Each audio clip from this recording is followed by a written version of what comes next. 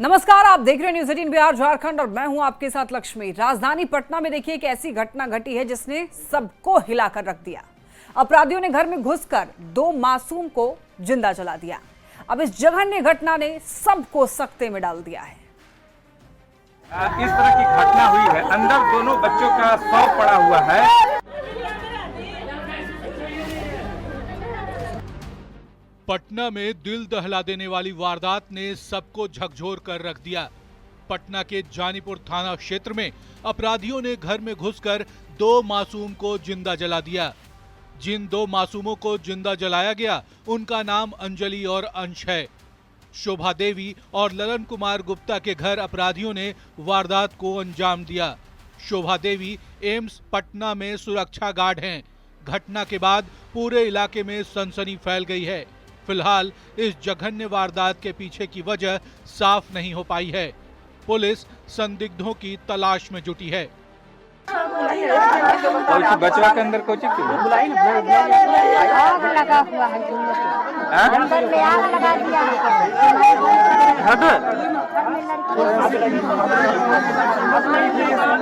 जो बच्चा है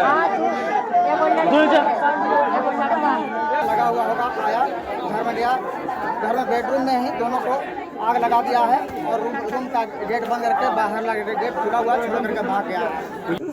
घटना हुआ है, आग जला दिया गया है और मार के भाग गया।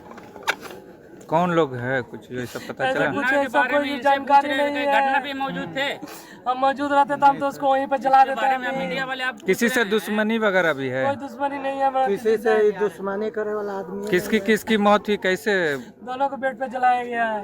बेड पर कमरा बंद कर दिया गया। मीडिया वाला पुलिस 2 मासूम को जिंदा जलाने की घटना ने पूरे शहर को हिलाकर रख दिया है। आखिर इन मासूमों का क्या कसूर था? दिन दहाड़े मासूमों को जिंदा जलाने की इस घटना ने एक बार फिर कानून व्यवस्था पर गंभीर सवाल खड़े कर दिए हैं।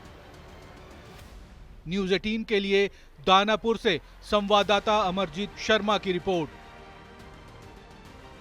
दरभंगा में नाबालिग लड़की के अपहरण की वारदात का खुलासा हो गया है। पीड़ित लड़की ने जो खुलासा किया है वो काफी चौंकाने वाला है। देखिए रिपोर्ट।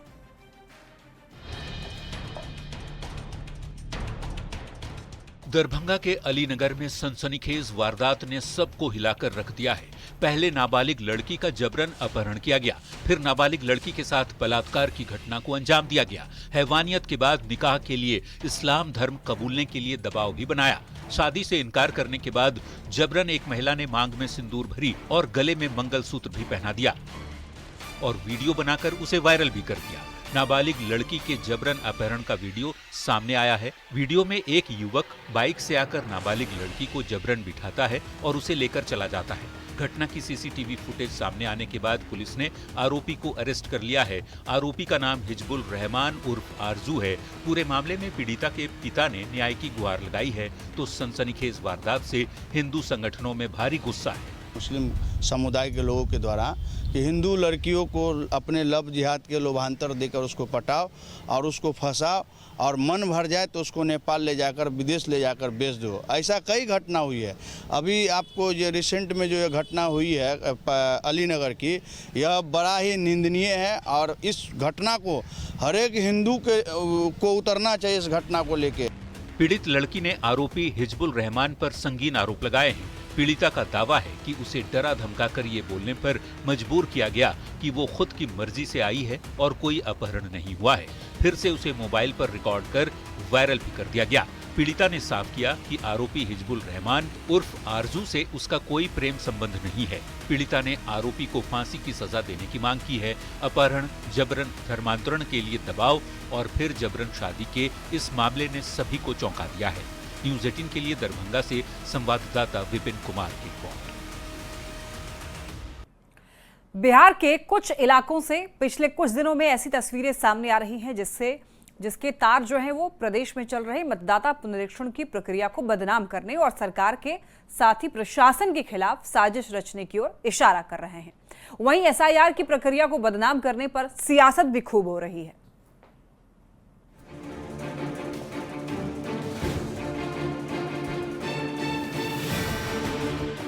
बिहार में फर्जी प्रमाण पत्र के आवेदन का मामला लगातार गर्माता जा रहा है। कई कागजात वायरल भी हुए। पहले मसौढ़ी, मोतिहारी, नवादा और अब नालंदा।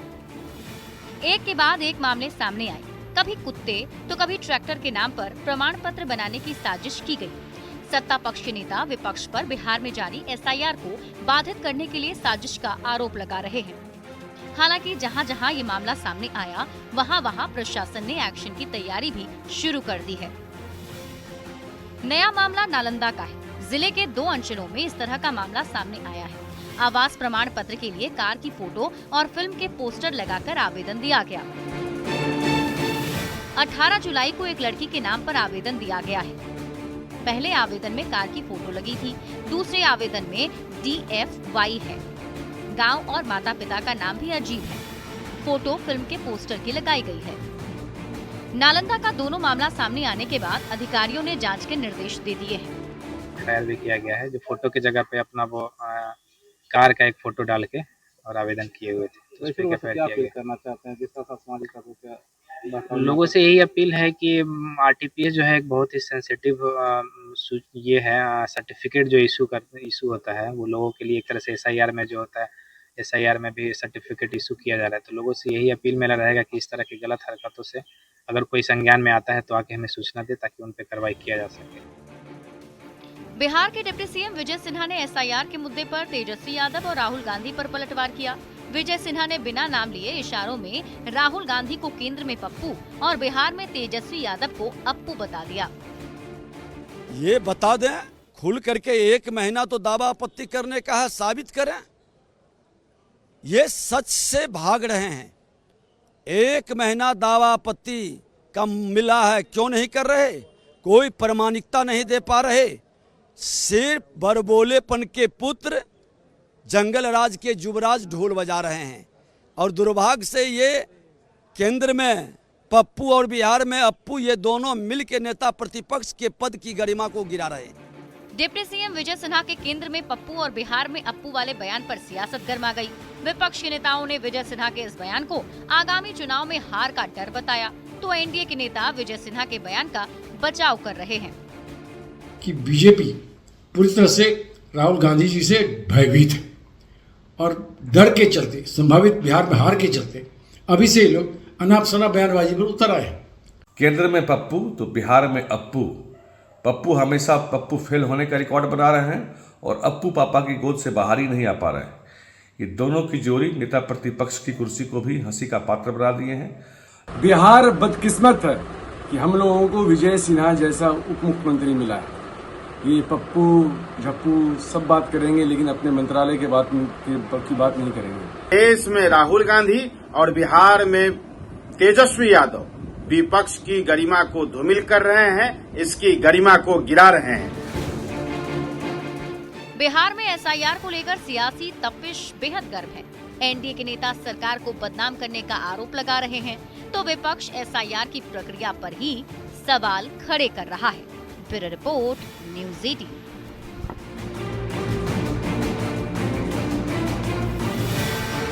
एसआईआर के पहले चरण के बाद बिहार में कल ड्राफ्ट मतदाता सूची जारी होगा। मुख्य चुनाव आयुक्त ने इसकी जानकारी दी है। मुख्य चुनाव आयुक्त ने यह कहा कि बिहार की ड्राफ्ट मतदाता सूची 1 अगस्त 2025 को प्रकाशित की जाएगी और प्रत्येक मान्यता प्राप्त राजनीतिक दल को बिहार के सभी 38 जिलों में संबंधित 38 जिला निर्वाचन पदाधिकारियों द्वारा इसकी भौतिक और डिजिटल प्रतियां प्रदान की जाएंगी।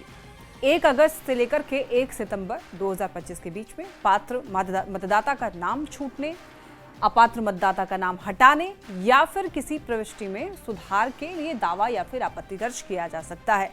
राजनीतिक दल या मतदाता 1 अगस्त से 1 सितंबर तक दावा या आपत्ति दर्ज कर सकते हैं। ड्राफ्ट मतदाता सूची को निर्वाचन आयोग की साइट voters.eci.gov.in पर देखा जा सकता है। बढ़ते खबरों में आगे देखिए, चुनाव से पहले सियासी दल एक दूसरे पर लगातार हमले कर रहे हैं। राजधानी पटना की सड़कों पर आए दिन पोस्टर लगाकर निशाना साधने की कोशिश की जा रही है। आरजेडी ने एक बार फिर सीएजी रिपोर्ट को लेकर पोस्टर यहां पर लगा करके सरकार पर हमला बोला है, तो जेडीयू ने भी इसका जवाब दिया है।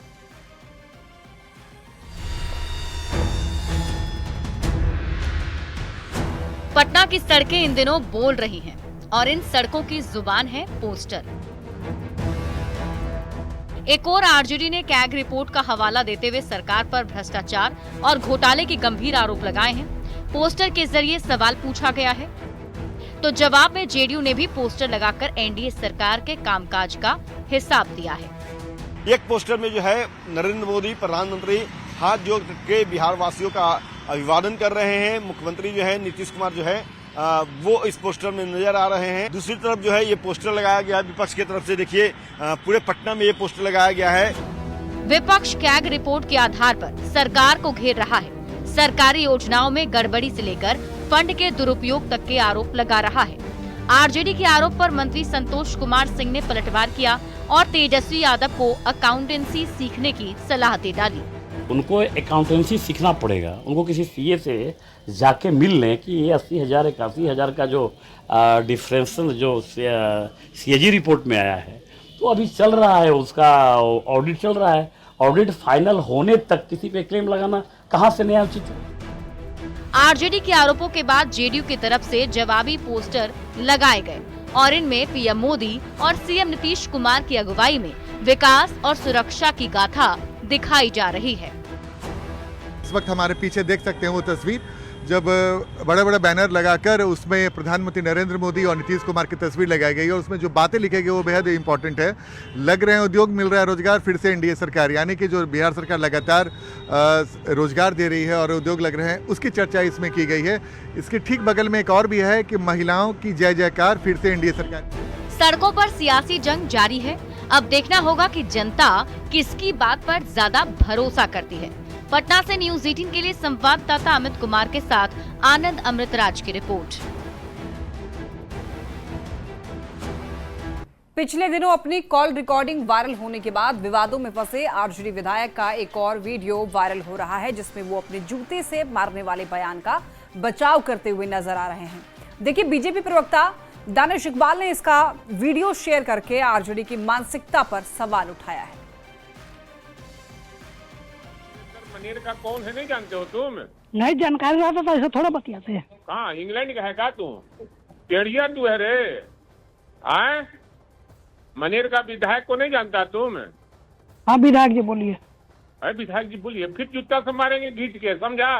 तू टेप करो चाहे जू करो। तुम कह रहा कि विधायक जी बोले प्रोटोकॉल का ख्याल नहीं रखेगा रे। चुनाव की चहलकदमी बढ़ने के साथ बिहार में जूते पर जुबानी जंग शुरू हो गई है। ये कॉल रिकॉर्डिंग तो आपको याद ही होगी। विधायक जी बोलिए, फिर जूता से मारेंगे घींच के, समझा? तू टेप करो चाहे जू करो। तुम कह रहा कि विधायक जी बोले प्रोटोकॉल का ख्याल नहीं रखेगा रे। इसी कॉल रिकॉर्डिंग में आरजेडी विधायक भाई वीरेंद्र एक दलित पंचायत सचिव को जूते से मारने की धमकी दे रहे हैं।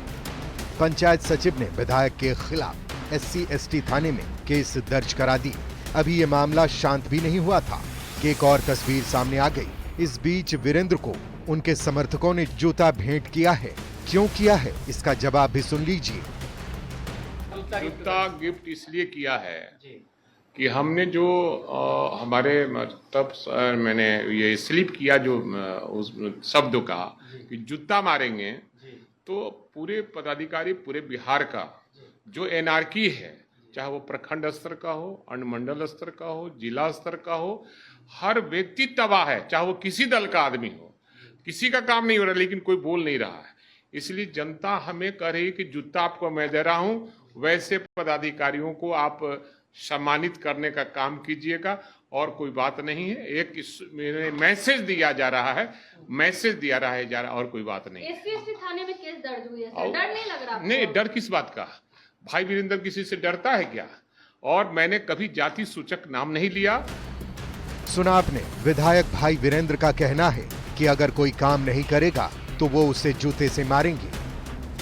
बीजेपी प्रवक्ता दानिश इकबाल ने इसे आरजेडी की गुंडागर्दी वाली मानसिकता बताकर निशाना साधा। आरजेडी के विधायक के भाई वीरेंद्र ने दलित को जूते से पीटने की बात की थी और आज आरजेडी के गुंडों ने भाई वीरेंद्र को जूता भेंट किया है। ये आरजेडी की नापाक सोच को दर्शाता है। जब एक दलित ने सच बोला, आवाज उठाई, तो जवाब में आरजेडी के गुंडों ने कहा भाई वीरेंद्र ये लो जूता और दलित को सबक सिखाओ।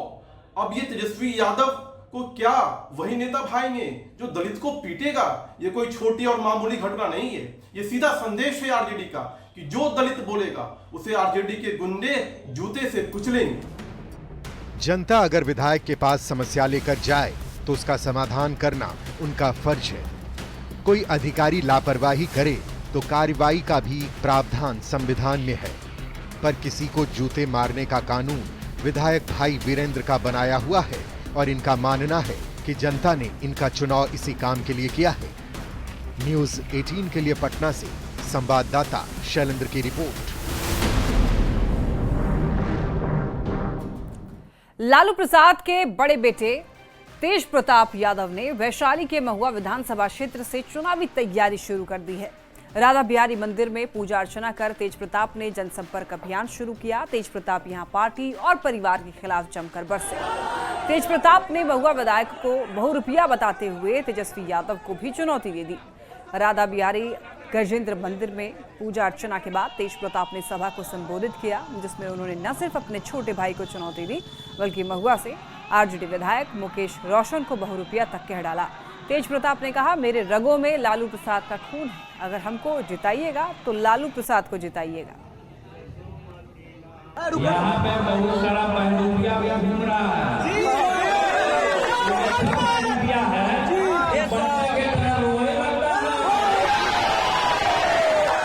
बच्चा के तरह रोए लगता है, आप लोग अभी वो रोए बंदूकिया, तो उस बंदूकिया को झुनझुना दे दीजिए, ले झुनझुना इसलिए कोई बंदूकिया के चक्कर में नहीं। आप देख लीजिए कि सामाजिक न्याय का मेरे रंग में किसका खून है, लालू यादव का। तो आप समझिए कि अगर हमको जिताते हैं तो लालू यादव को जिताने का काम करेंगे। देखिए अर्जुन आकाश का क्या रिश्ता है, नहीं रिश्ता है बताने का जरूरत नहीं है। तेजस्वी को अगर अर्जुन हमने माना था तो अर्जुन माना था। अगर तेजस्वी बोल रहा है कि हम अर्जुन है तो तेजस्वी को मुरली बजा के दिखाए, तेजस्वी काम मान जाए हम अर्जुन है, उद्देश्य है। सावन के पावन महीने में बीजेपी सांसद मनोज तिवारी सुल्तानगंज पहुंचकर अजगैबीनाथ गंगा घाट यहां आस्था की डुबकी लगाई है और मंदिर में देखिए पूजा अर्चना के बाद पैदल देवघर रवाना हुए। न्यूज़ 18 से बातचीत करते हुए मनोज तिवारी ने कहा कि भोलेनाथ से मेरी बहुत सारी कामना है, देश खुशहाल हो, बिहार में एनडीए की सरकार हो, बिहार की जय जयकार हो। बीजेपी के दिल्ली से सांसद मनोज तिवारी आज सुल्तानगंज पहुंचे हैं और पवित्र उत्तर वाहिनी में आस्था की डुबकी लगाकर अजगैबीनाथ धाम में पूजा अर्चना करने के बाद फिर देवघर के लिए रवाना हो रहे हैं। क्या कामना थी सर, और बहुत दिनों के बाद बाबा के दरबार में?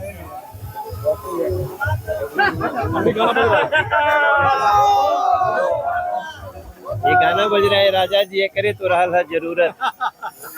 सही में जरूरत थी, मुहूर्त अच्छा है। देखिए मेरे मन में जो हमारी मन्नत है वो है मेरा देश खुशहाल रहे, मोदी जी की ताकत बढ़ती रहे, बिहार में फिर से एनडीए सरकार हो,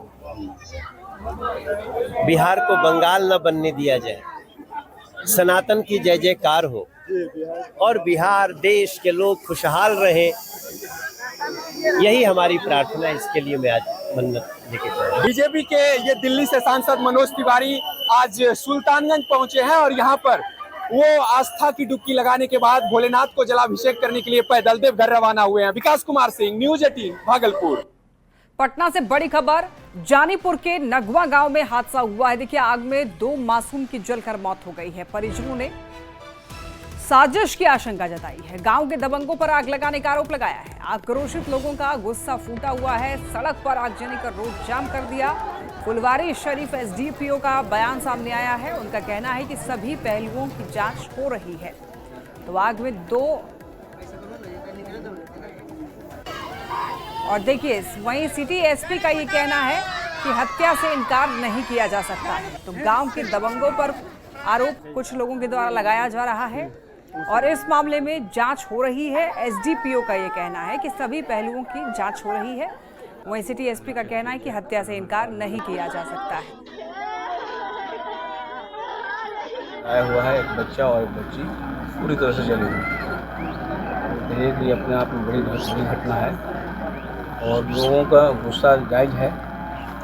लोगों का कहना है कि पुलिस जो है बगल में जानीपुर थाना है हमारे तरफ इसी जगह वहाँ कुछ दूरी पर घटना घटी है और पुलिस को इन्फॉर्मेशन भी दिया गया है, लेकिन वो नहीं आती है। तो हमको अभी तो देखने से तो वही सेंसिटिव मामला रहा है, जांच का विषय है कि और क्या क्या हुआ है।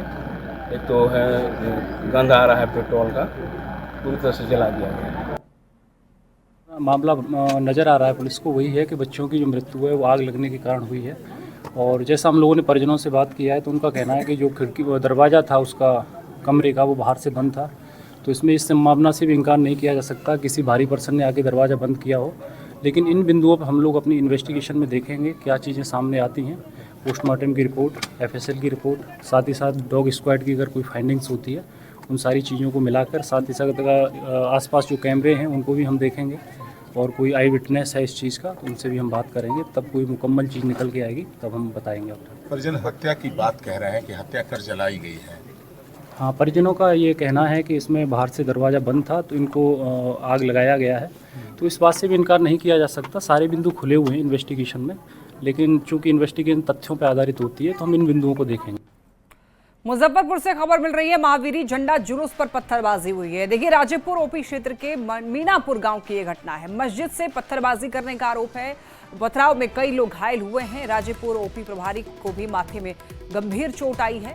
इस घटना के बाद गांव में तनाव का माहौल है। मौके पर पहुंची कई थानों की पुलिस, ग्रामीण SP, SDM वेस्ट भी मौके पर पहुंचे। तो देखिए, मस्जिद से पत्थरबाजी करने की खबर सामने आ रही है, ऐसा आरोप लगाया जा रहा है। पथराव में कई लोग घायल हो गए हैं। आपको बताते चलें, मुजफ्फरपुर का ये मामला है। राजेपुर ओपी प्रभारी भी घायल बताए जा रहे हैं इस घटना में। तो महावीरी झंडा जुलूस पर पत्थरबाजी, राजेपुर ओपी क्षेत्र के मीनापुर की ये घटना है। मस्जिद से पत्थरबाजी हुई है, ऐसा लोग आरोप लगा रहे हैं। पथराव में कई लोग घायल हो गए हैं। राजेपुर ओपी प्रभारी को भी माथे में चोट आई है। अब इस घटना के बाद देखिए, गाँव में तनाव की स्थिति है। मौके पर कई थानों की पुलिस पहुंच चुकी है। ग्रामीण SP, SDM वेस्ट भी मौके पर पहुंचे हुए हैं।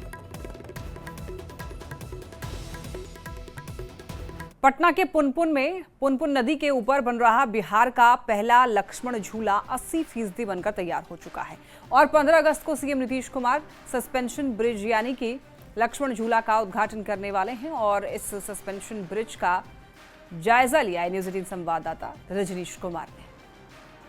बिहार वासियों को 15 अगस्त को जहां पटना मेट्रो की सौगात मिलने वाली है और CM नीतीश कुमार उद्घाटन करने वाले हैं, वहीं दूसरी तरफ पटना से सटे पुनपुन में बन रहे लक्ष्मण झूला का भी CM नीतीश कुमार 15 अगस्त को ही उद्घाटन करने वाले हैं। जरा आपको हम सीधी तस्वीर दिखा दें कि पटना से सटे पुनपुन नदी के ऊपर बन रहे लक्ष्मण झूला की, जहां पर लगातार निर्माण कंपनी के इंजीनियर हों, ठेकेदार हों या फिर तमाम जो कर्मी हैं वो लगे हुए हैं ताकि 15 अगस्त से पहले बिहार सरकार को निर्माण कंपनी जो है ये पुल हैंड ओवर कर दे। यानी इसकी लंबाई जो है 320 मीटर है, जबकि इसकी चौड़ाई 11.5 मीटर है। अब तक ऐसा पुल आप ऋषिकेश में देखते होंगे और ऋषिकेश में ही मजा उठाते होंगे, लेकिन बिहार की राजधानी पटना में आपको ये ऐसा पुल देखने को मिलेगा और इसका लगभग 80% काम भी पूरा कर लिया गया है।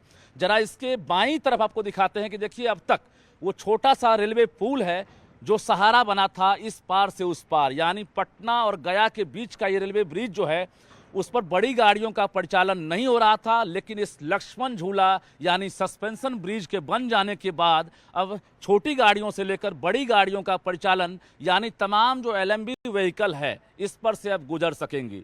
तो कहीं ना कहीं इस पुल में अलग से अनुभूति होगी, वाइब्रेशन आपको महसूस होगा, चाहे पैदल चलेंगे या गाड़ियों से गुजरेंगे आपको वाइब्रेशन की अनुभूति होगी। और इसके दोनों तरफ आप जरा देखिए, आप सस्पेंशन केबल आपको नजर आ रहा है, यानी इस केबल के सहारे ही ये पूरा पुल टिका हुआ है। इसमें कहीं से भी आपको पाए नहीं हैं, कोई खंभे नजर नहीं आ रहे हैं, बल्कि इसकी खासियत है कि 18 केबल के सहारे यह पुल टिका है।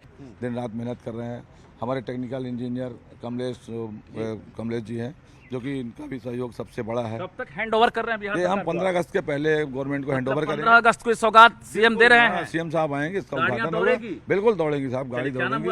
डेक है, डेक के ऊपर चढ़ने के लिए हम प्लेट 12 mm थिकनेस का ये प्लेट है, इस प्लेट को यहाँ पे रख के इसको वेल्ड करेंगे। इसके ऊपर एक वेयरिंग कोर्स होगा जो कि एक डमरीकरण करते हैं, वो इसके ऊपर बिछा के इस पे आराम से गाड़ी वगैरह मूव कर सकती है। क्या लागत से बन रहा है ये पुल? ये लागत 100 करोड़ के लगभग बन रहा है इसमें 100 करोड़ की लागत लगी हुई है। कंपनी के इंजीनियर की जुबानी आपने सुन ली और काफ़ी उत्साहित हैं ये, क्योंकि एक बड़ी चुनौती थी और इन्होंने तैयार कर दिया है। 80% से अधिक काम पूरा हो गया है। फिलहाल जो आप देख रहे हैं गैप, इस गैप के ऊपर प्लेट बिछाया जाएगा और प्लेट के बाद उसकी वेल्डिंग की जाएगी और ठीक दोनों तरफ जो केबल पर टिका हुआ जो पुल है, दोनों तरफ जो केबल के बीच ओपन एरिया है, वहाँ पर भी बैरिकेड किया जाएगा परमानेंट और उसके ठीक बगल में पैदल यात्रियों के लिए अलग से रास्ता तैयार किया जाएगा। यानी पटना से गया के बीच में ऐसा लक्ष्मण झूला पुल आपको 15 अगस्त के बाद देखने को मिलेगा। अगर आप गाड़ियों पर गुजरते हैं या पैदल भी सफ़र करना चाहते हैं तो इसका आनंद जरूर उठाइए। और पितृपक्ष मेला से पहले टारगेट रखा गया था, क्योंकि सीएम नीतीश कुमार ने निरीक्षण भी किया था और उसके बाद अधिकारियों को निर्देश दिया था, जो टास्क लगभग पूरा होने वाला है और 15 अगस्त के बाद इस पर गाड़ियां फर्राटा भरेंगी। इसके साथ साथ आप भी बिहार में ही ऋषिकेश का मजा उठा सकेंगे। कैमरामैन मनीष उनिया के साथ रजनीश कुमार, न्यूज़ 18, पुनपुन, पटना। सीएम नीतीश कुमार ने मुजफ्फरपुर में 7 परियोजनाओं का शिलान्यास किया। सीएम नीतीश ने मुजफ्फरपुर में रेलवे ओवरब्रिज